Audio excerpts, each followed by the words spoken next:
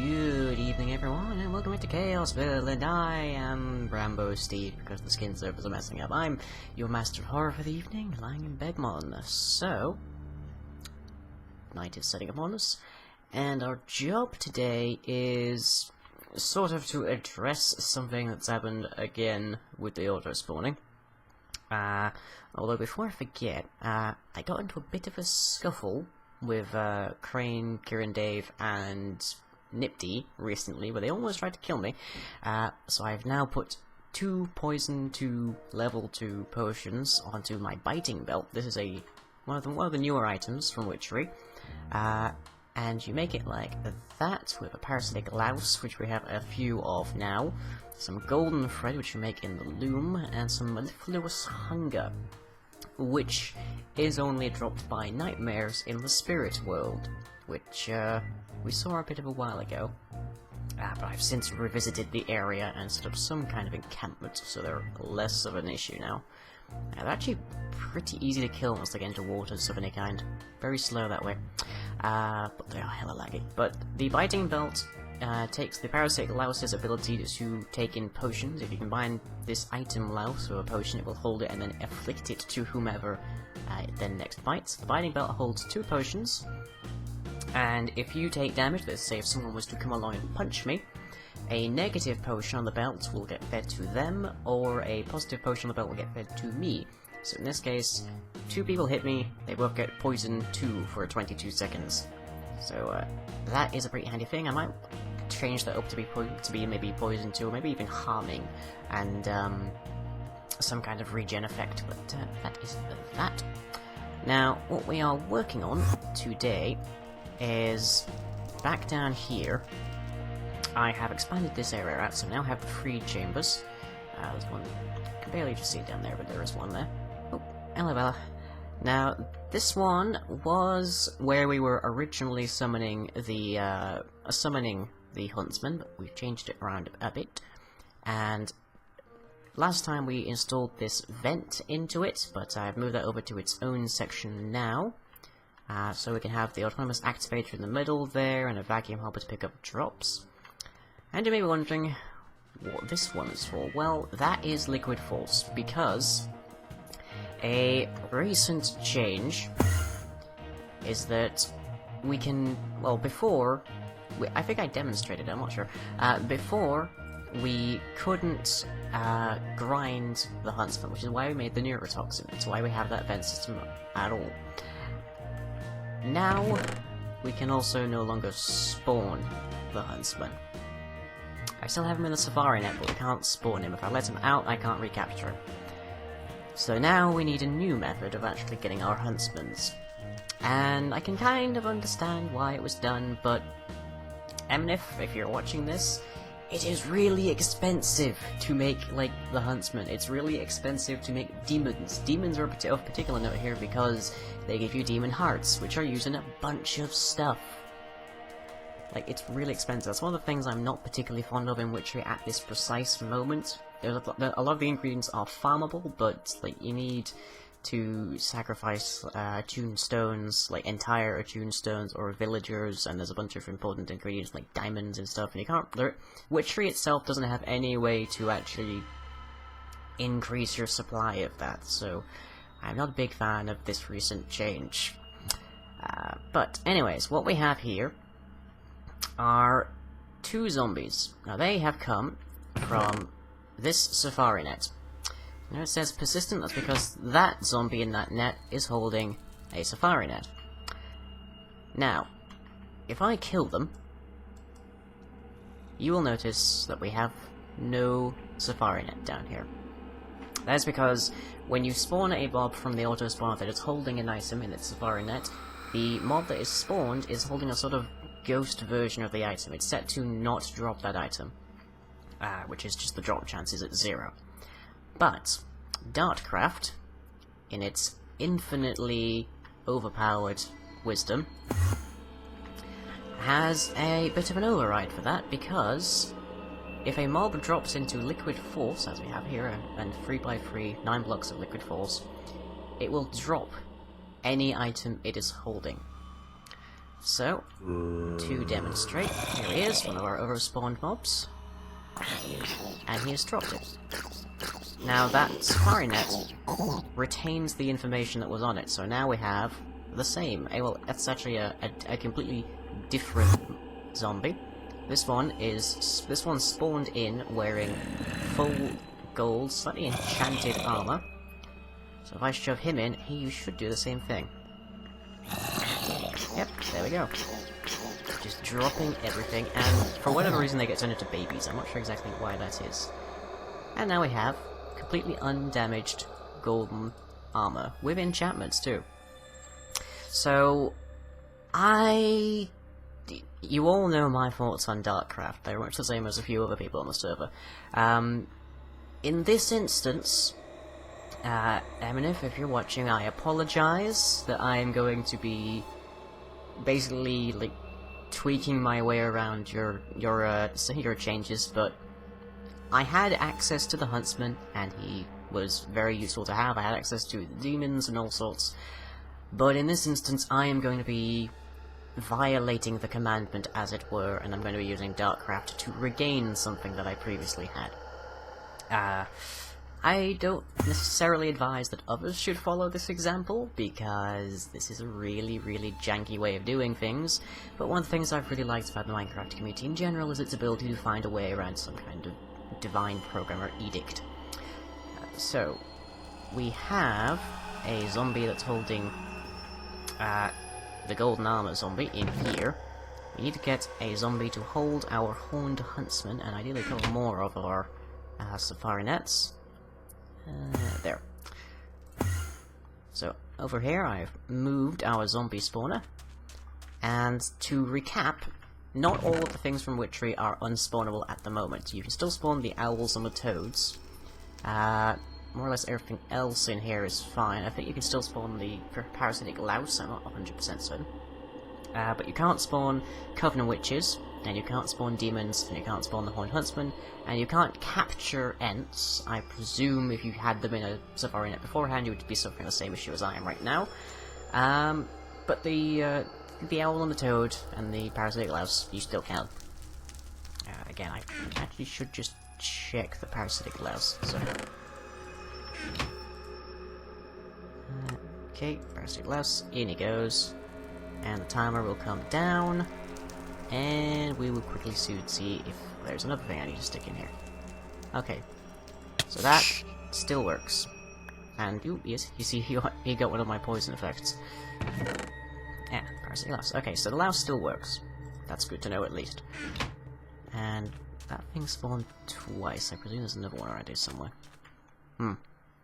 Yeah, anyways. So, we need to knock out these lights, and create a zombie that is able to hold each one of these. And we can just do that by tossing them near, I think. Okay, so this guy doesn't want to do it. There he goes. And we just need to wait until another one shows up. Whoop, that's not this one sitting. Doop, doop. Okay. Nope, he doesn't want to do it either. I can't blame him, really. I mean, I'm basically putting him on continuous suicide missions, really. I didn't know there was that little cave up there. But yeah, I just used the Force Wrench to pick this up from in there. I have been using the Dartcraft Force Wrench to pick up all the spawners that go in there, but there's a lot of stuff, I guess. Dartcraft, there's a bit of a discussion going on at the moment inside of the Chaosville Scout discussion. Dartcraft has a very, very shallow, has a big power creep in the early stages of the mod, and it just sort of levels out. So you can pick up things like spawners, you can run forever across the world, you can teleport across the world, and in this case, you can get all of the... Are you actually up there? Is that what's happening? 1 second. There you are. Okay. Can you hold this? No, you can't. I actually had a bit of trouble getting things to hold these, but we have demonstrated that they can. So, not that big an issue. So, I personally see Dartcraft as cheaty. I try to avoid using Dartcraft whenever I can. But I recognize that there are situations... Ah, there we go, there's one. So that is our Huntsman holder. And let's get one for the demons as well. And the Coven Witches. Now the Coven Witches are worth... Oh, you will not do it all. I don't want to be getting gold armor every time I grind it. The Coven Witches are useful to have on spawn status because a number of effects vary in scale based on how many coven and how many witches are in your coven. The maximum is about 6 for the moment. And there we go, that's another one. And there's a few situations where you want to have a smaller coven. There presently isn't any way to restrict the number of witches that turn up. You always get the absolute maximum of your coven. So for example, if I was to go over to the Chaosville city and want to change the biome that's presently around my Apothecarium site, I would have to cast the ritual once to change it, and then several times to change the biome back around the Apothecarium, because I have a maximum size coven at the moment, which means I can only do the maximum size biome effect. Same issue with you. Because there isn't any way to change it. Now, if I was designing this mod, what I would say is that presently, with the Seer Stone, if you... Well, we don't have the most up-to-date version, but if you shift and right-click... Well, if you right-click, you summon one of your coven members to your aid for whatever purpose, such as to fight an enemy. But if you sneak and right-click in the most recent version, it tells you certain details about yourself. Now, what I would do is add some functionality to allow the Seer Stone to change the number of witches that get summoned whenever you are doing something with your coven. So that way, I can still have a small coven if I want to do an effect less powerful than I would be able to on the maximum, but I can still also have the full coven turn up for like certain special things. Nope. Come on, stand still. I actually like need you to be doing stuff here. Hold the demon. Nope. Okay. Ooh, a skull. Okay, so yeah, I'm looking for zombies that have no other items on them to reduce the amount of stuff that I'm cheating in by virtue of this this liquid force. I'm probably going to be disposing of the Savarinets too, because firstly they don't stack, so they'll take up a lot of space very quickly, and secondly, I want to reduce... I only want the demons, that's all I'm looking for here. The demons and the huntsmans and the witches. I don't actually know which one's a witch in here anymore, actually, so I'm gonna have to go through the footage and check which one, what the sequence of my getting these. Fortunately, they have different health values, so that's something. Okay, so you don't want to catch anything. Actually, I suppose I can just spawn them in and then drop them into the liquid, couldn't I? Yeah, that's an idea. But one other thing I found out about the Savarinets is that if you name the Safarinet, you also name the creature in it. So that's actually... Oh, do you want to be a little demon carrier? No, you don't. That's a pity. That would have been adorable. But by doing that, I can name these Safari-nets, and I'll be able to know exactly what item they're carrying, because the Safari-nets all turn up the same sort of color like that whenever they're being held. Oh, we're gonna get another one. Come on, I just have one more Safari-net. One more for you guys to hold. How many? Geez, I've got 29 zombie brains here so far. Okay, please. Hold this. No? You're not gonna? You're not gonna. Okay. Down with you too. Watch, I've still got these necromancer robes, so they're keeping me pretty safe. I need a bit more enchantments on these, really. But I've custom tailored the enchantments on most of them, although my belt is now not enchanted, so I don't have my protection 4 on it. But I need to be... Is that a... I guess that's a... yeah, that looks like it's still a fish getting dragged into my dark nexus there. Now this wasn't like my first idea. I didn't think, how can I get this into, how can I get it back? I thought of, okay, I don't have this option. So what other options do I have? I could find a mob that I can auto-spawn and then throw potions at it and then teleport it into the cave, or I could find some other effect. Maybe I could have a powerful monster just sort of on site and release them and recapture them and heal them up if need be. Those options turn out to be very ineffective. Ooh, hello. So, for example,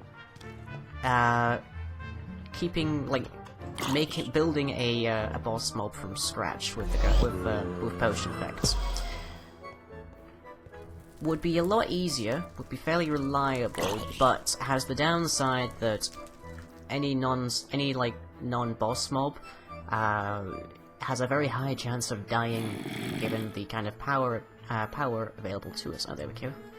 There's our demon bearer, I should say. So let's back up in here. Right, sorry, all the jobs are taken. Okay, over here, thank you. And let's name you the Demon Carrier. Or Bringer of Demons. There you go. Oop, is that? Yeah, that was booked. Okay, so one of these has our Huntsman, and I don't know which one it is offhand. Now, I noticed I only found this whole debacle out when I was attempting to prank Mr. Farum. Because, let's go with the 9. I think it probably was the 20. I shall certainly find out in a moment. And this guy I can probably get rid of now, because I don't need you. But I might have a use for the Savara net that you're in and or holding. Okay, spawn one in. Shortly soodly.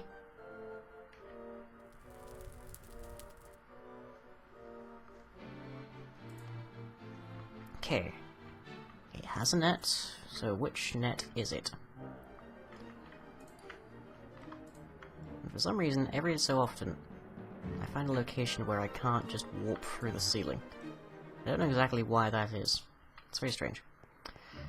Okay, so who is the guy presently in the auto-spawner?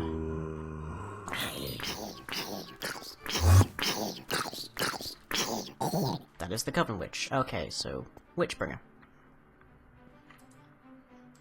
Doop. Doop. Yeah, I don't know why every now and then I can't seem to get there. Right, so Witchbringer. Doop doop doop. Or Coven Builder, I suppose. Let's just go Witchbringer. Oh, and there goes my, okay, well, okay, that's the one that was in golden armor, I think, so that must be our Huntsman. Let me just build a new, and, yeah, I think that's enough. Build a new anvil. You can make a spare, you can make steel anvils, but I don't know if they actually have any noticeable performance changes. Okay, so this is the one, then... Is this must be the one that has the Huntsman, but now I'm no longer certain. Great. Hi. So yeah, this is the idea of how I could retain access to the Huntsman. I can't just take a random normal mob and keep putting him like with potion effects and whatnot, and then redoing that over and over, because it's resource intensive, and it is highly likely that he will not perform the "you will die in 7 days" requirement of our well curse. I can't take a... Oop, yeah, it's definitely not you. I can't take a mob... I can't take a mob that's already powerful, like, say, a Huntsman on site, and keep healing them up and recapturing them, because that is also unreliable. Most of the boss mobs are very... they're very good at escaping bindings. For example, the Horseman is very good at teleporting, and he moves very quickly. So keeping him locked up wouldn't work out too well. Plus, it would be very obvious that he was here. The moment someone walks here, they'll see the boss line across the screen. So let me see, I just put that one in there, didn't I? I think I did. We'll find out in a second.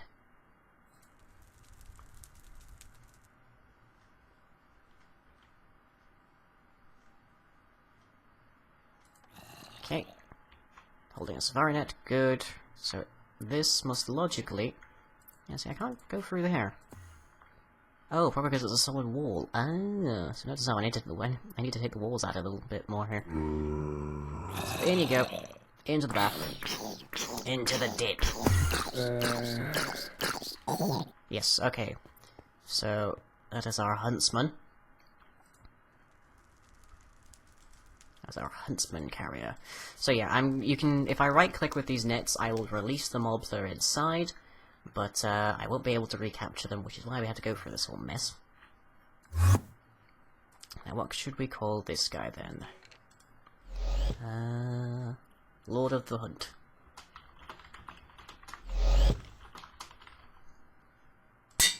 Okay, so now we have all three of those that we actually need. So now we shouldn't have to worry about losing them. We still have access to them. We don't need to worry anymore. And I can actually get rid of these, because they're copies. Whoop. Now we're being a bit funky because I have this touchstone to repair my witch's blade, which is actually a little bit low, so let's recharge that. Good. Great way, because I found that counts as being made of gold, so the touchstone of Midas from Reliquary, which Andy got a lot of use out of last season, is very handy for that. Icy needles, yeah. Anyways, so let me know what you think. If you have any ideas, any alternative ideas or suggestions for what we could do with the with ensuring that the well has a boss, a creature, a monster to be reckoned with, shall we say. Then by all means let me know in the comments. Otherwise, I apologize for dipping into Dartcraft, because I don't like Dartcraft. I don't like using Dartcraft much. It's kind of cheese. But anyways, with that in mind, I have been Rambo Witch Steve, and I shall catch you all next time.